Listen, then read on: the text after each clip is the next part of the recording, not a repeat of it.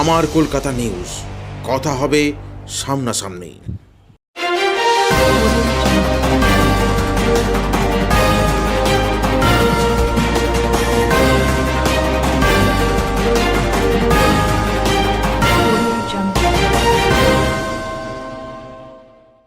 নিজের দলের প্রার্থীর বিরুদ্ধে ফেক অডিও তৈরি করে ভাইরাল করার অভিযোগ।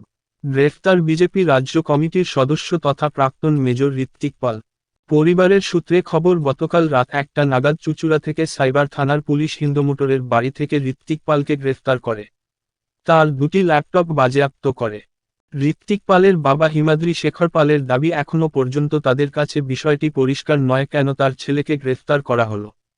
তবে ওদের কথায় বুঝতে পারলাম একটি ফেক অডিও ক্লিপের পরিপ্রেক্ষিতে আমার ছেলেকে গ্রেফতার করেছে ও তার 2টো ল্যাপটপ নিয়ে যাওয়া হয়েছে।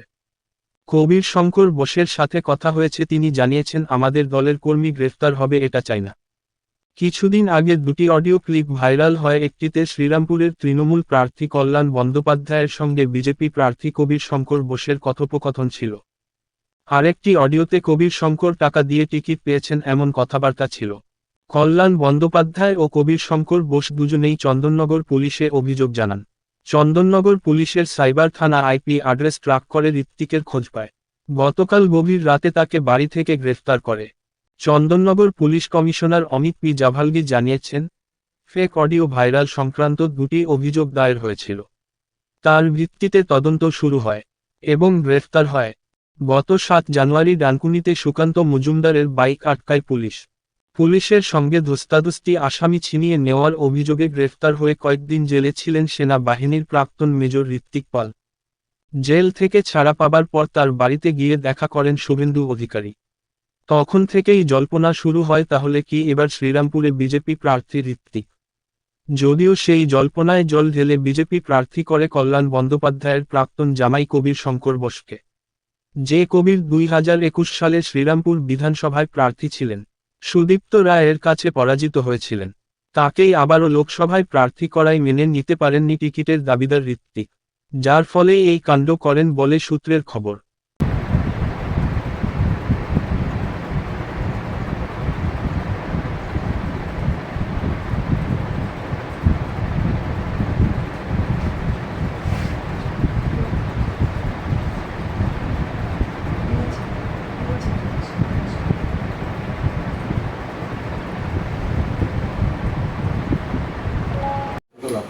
গতকাল রাত্রি 12টার সময় একটা দরজা দুম করে ধাক্কা মারা আওয়াজ পাই।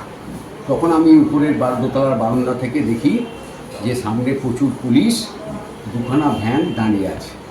তারা বলতে থাকে যে খুলুন, কথা আছে। আমি তখন বলি যে কথা যে আপনাদের বলতে হবে, এত রাত্রে আপনারা ঢুকছেন, যে কি কথা? বললো এইখানে বলা যাবে না, আপনাদের দরজা খুলতে হবে, তারপরে ঘরে গিয়ে বলবো।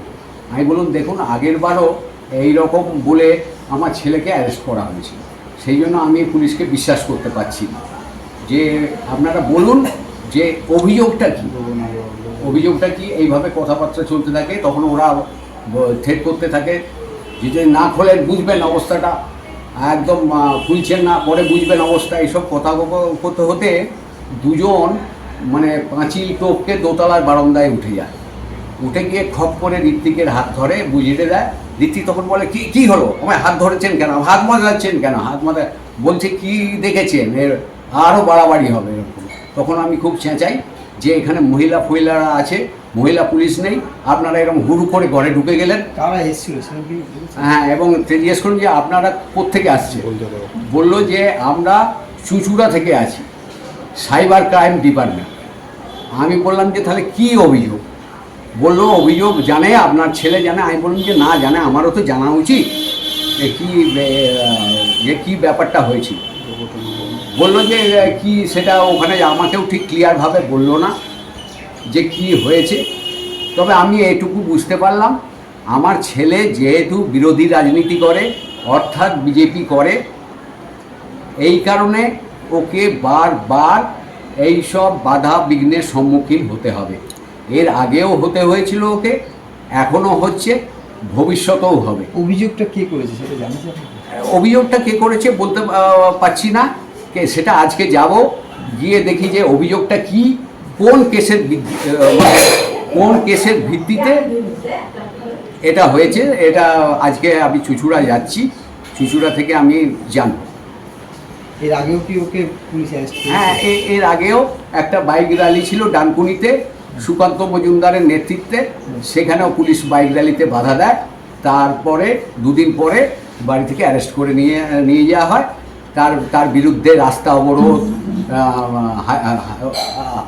তারপরে কি আসামি ছিনিয়ে নেওয়া, এইসব নানা, পুলিশকে নাকি মারা, এসব নানা, যার কোনোটাই হয়নি, কোনো ফুটেজ নেই, কোনো প্রমাণ নেই। এখন কোন ঘটনার পরিপ্রেক্ষিতে গ্রেপ্তার করতে পারে বলে দাবি আপনার? না, আমার কোনো ঘটনাটা তো ওরা সাজাতেই পারে, গ্রেপ্তার করতে কাউকে পুলিশের ঘটনা দরকার হয় না, ওরা নিজেরাই ঘটনার সৃষ্টি করে অ্যারেস্ট করতে পারে। যারা দোতলার নিচেতলা থেকে লাফিয়ে দোতলার বারান্দা উঠে দরজার ভেতর দিয়ে ঢুকে যেতে পারে, তাদের কাছে কিছুই অসম্ভব বলে আমার মনে হয় না। কিন্তু আপনারা বলছেন সাইবার ক্রাইম, হ্যাঁ। সেক্ষেত্রে সাইবার ক্রাইম তো কোনো অনলাইন প্রতারণা বা অনলাইন কোনো ঘটনা হলে সেখানেই সাইবার ক্রাইম আসে, সেক্ষেত্রে কি বলবেন? না, সেখানে বলছে কোনো একটা ফেক ভিডিও, বলছিল একটা ফেক অডিও একটা মানে ছড়িয়েছে, তাতে আমার ছেলে শেয়ার করেছে বোধহয়, যেটুকু ওদের কথাবার্তা শুনে বুঝলাম, তা সবটা তো বুঝলাম না। ওরা এসে ছেলের দুটো ল্যাপটপ এবং মোবাইলটা নিয়ে গেল, কিন্তু কোনো রকম সিজার লিস্ট আমাকে দেয়নি, কিন্তু ওরা একটা কাগজে আমায় সই করিয়ে নিয়ে চলে গেল। সেটা তখন পড়ারও আমার সময় ছিল না, সেটা সই করিয়ে আমার নিয়ে চলে গেল। আজকে আমি দেখছি যে পুরো ব্যাপারটা কি সাজানো ঘটনা না প্রকৃত কি ঘটনা, সেটা আজকে জানার চেষ্টা করব। আচ্ছা, কদিন আগে কবির শঙ্কর বসু একটা কল রেকর্ড ভাইরাল হয়েছিল, সেখানেও তিনি ইলেকশন কমিশনে অভিযোগ করেছিলেন, সেই ঘটনার পরিপ্রেক্ষিতে কি হতে পারে? হ্যাঁ, সেও হতে পারে। এইবার ধরুন, সে কবির শঙ্কর অভিযোগ করেছিল, কিন্তু পুলিশ হয়তো সেইটাকে নিয়েই আরও জট পাকিয়ে ঋত্বিকের নামটা ঢুকিয়েছে, এরকমও হতে পারে।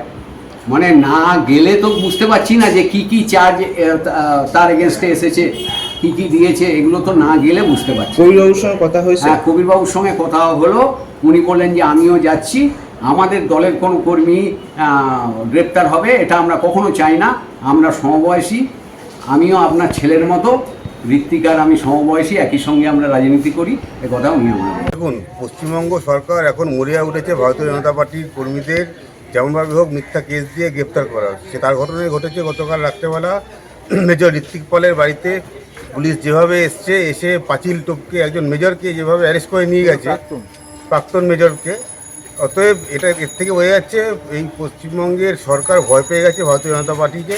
অতএব ভারতীয় জনতা পার্টির কর্মীদের মিথ্যেভাবে এরকমভাবে চোরের মতন পুলিশ এসে গ্রেপ্তার করে নিয়ে গেছে। বাড়ির লোকের তরফ থেকে একটা অভিযোগ করা হচ্ছে, পাঁচিল টপকে দোতলায় গিয়ে পুলিশ গ্রেপ্তার করছে, এটা কি করতে পারে? এটা তো করতে পারে না, এটা কী হিসাবে করেছে তার জন্য আমরা তদন্তে নামবো এবং এর যাতে দরকার পড়লে আমরা পুলিশের এগেনস্টে কেস করবো।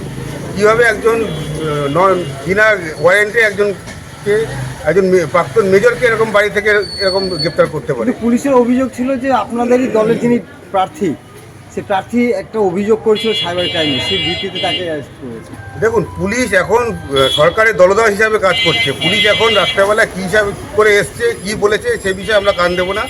এটাই ঘটনা যে রাত্রেবেলা একজন প্রাক্তন মেজরের বাড়িতে এরকম পাঁচিল টপকে ওনাকে অ্যারেস্ট করে নিয়ে গেছে, এটার আমরা প্রতিবাদ জানাচ্ছি।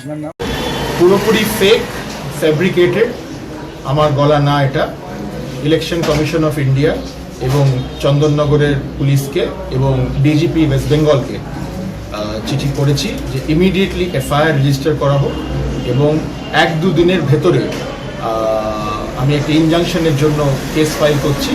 এই যে পোর্টাল কমরেড দীপশিতা ধর, সব জায়গায় ওনার পোস্টারের ওপরে লেখা আছে কমরেড দীপশিতা ধর।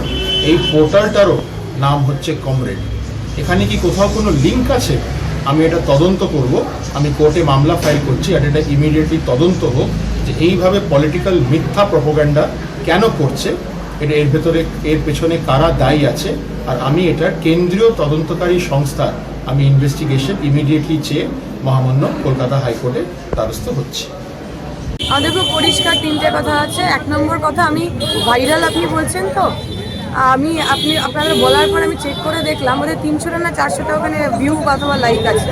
আমার এসএফআই এর একটা ইউনিট কমিটির ছেলে মেয়ে যদি প্রোফাইল পিকচার চেঞ্জ করে এর চেয়ে বেশি লাইক হয়, সুতরাং এটা ভাইরাল প্রথমত আমি মানি না। দ্বিতীয়ত এই যে ওনারা অভিযোগ তুলছে, আমরা একেবারে লিস্ট ইন্টারেস্টেড।